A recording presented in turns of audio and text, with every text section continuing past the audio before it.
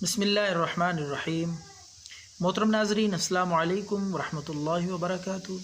آج ایک ایسا زبردست نسخہ سر کی سکری، خشکی اور جلد کی، جسم کی خارش کے لیے، جسم پہ جس طرح کی بھی خشک خارش ہو یا پھوڑے پھنسیوں کی صورت میں ہو، ہر طرح کی خارش کے لیے بے حد مفید نسخہ ہے، سادہ گھریلو۔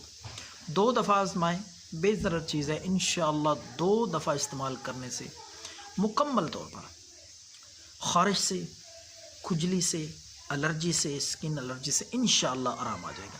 تو آپ نے کیا کرنا ہے ناظرین، کپڑے دھونے والا صابن،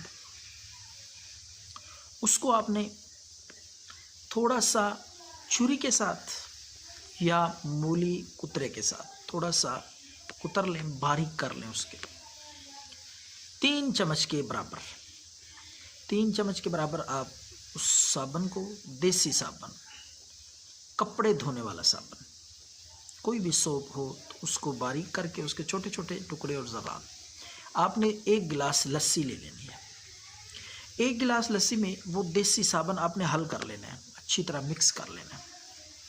اس کے ساتھ آپ اپنا سر بھی دھوئیں اور جسم پہ، جلد پہ جہاں بھی خارش ہے، جس طرح کی بھی خارش ہے، تو اس طریقے سے آپ 2 دفعہ صرف اس دیسی صابن ملائی ہوئی لسی کے ساتھ آپ نہائیں۔ اس کے بعد صاف ستھرے پانی سے بھی آپ جسم دھو لیں، نہا لیں، انشاءاللہ اللہ کے فضل سے خارش، الرجی، کھجلی، اس طرح کی تمام جلدی امراض مکمل طور پر ٹھیک ہو جائیں گی۔ دعاؤں میں یاد رکھیں۔ اللہ حافظ۔